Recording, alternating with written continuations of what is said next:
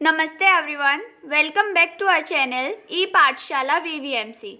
आज हम करेंगे कक्षा 10th की वर्कशीट नंबर 40 जिसकी तारीख है 5 अक्टूबर 2020। अब तक आप बहुत कुछ जान चुके हैं फादर कामिल बुल्के के बारे में, तो चलिए आगे इस पैराग्राफ को पढ़ते हैं और उनके बारे में और भी अधिक जानते हैं।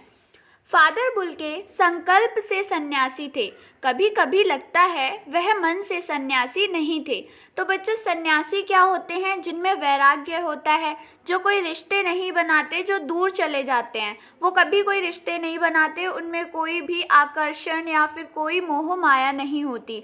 परंतु जो फादर बुल्के थे वो जब भी दिल्ली आते थे तो ज़रूर लेखक से मिलते थे। भले ही गर्मी हो, सर्दी हो, बरसात हो, कैसा भी मौसम हो, 2 मिनट के लिए ही सही लेकिन ज़रूर मिलने आते थे। तो ये कैसे सन्यासी हुए भला?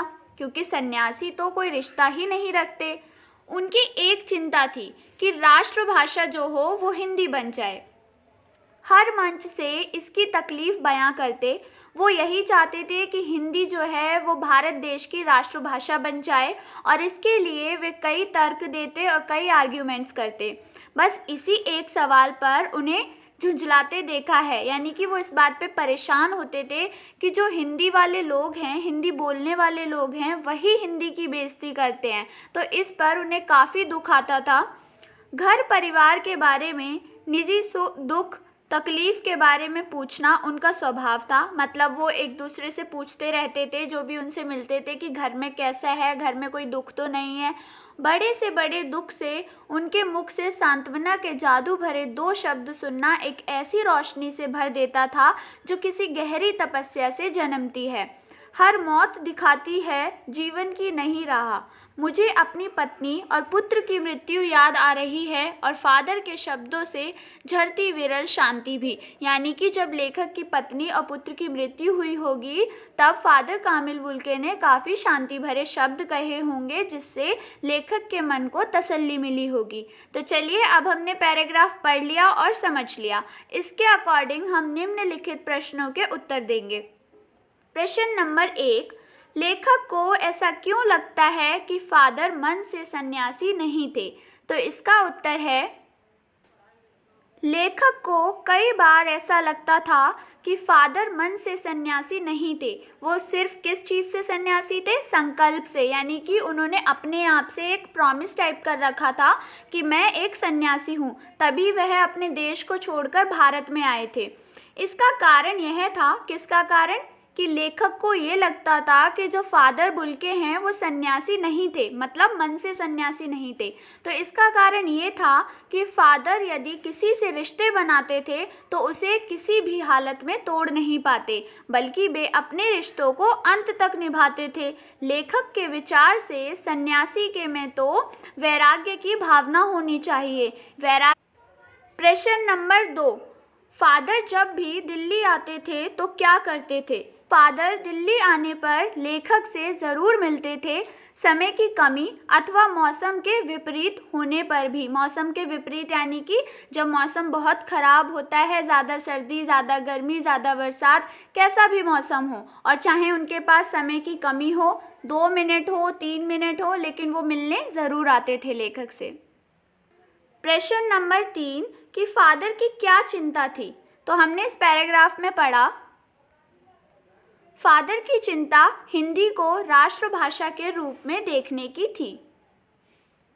प्रश्न नंबर 4, फादर किस बात पर झुंझलाते थे? यानी कि किस बात पर वो परेशान होते थे, उन्हें किस बात पर दुख होता था, किस बात पर गुस्सा आता था, यानी कि इरिटेशन होती थी। तो इसका कारण था, वे सदैव हिंदी भाषा को राष्ट्रभाषा बनाने के लिए चिंतित रहते थे। इसके लिए वे प्रत्येक मंच पर आवाज़ उठाते थे। उन्हें उन लोगों पर झुंझलाहट होती थी, यानी कि उन लोगों से इरिटेशन होती थी जो हिंदी जानते हुए भी हिंदी का प्रयोग नहीं करते थे।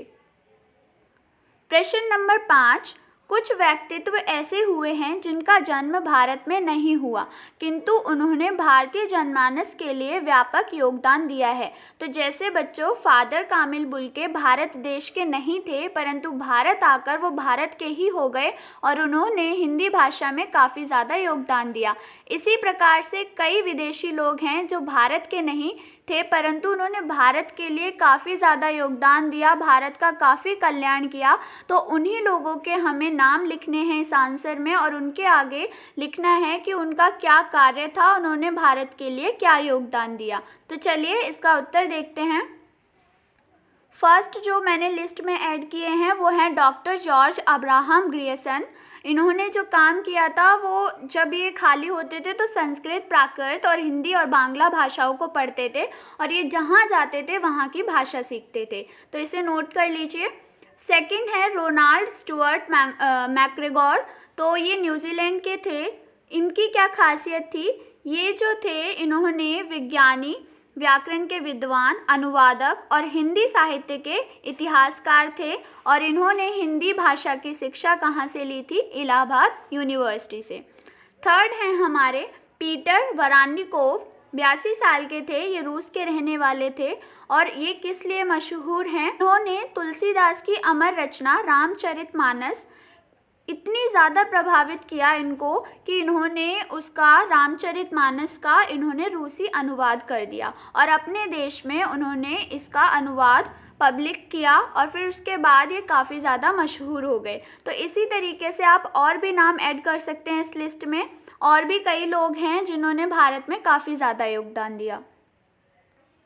एट लास्ट आई होप आपको ये वीडियो पसंद आई होगी। तो अच्छे बच्चों की तरह जल्दी से अपने क्लास फ्रेंड्स के साथ शेयर कर दीजिए and don't forget to subscribe this channel e Pathshala VVMC।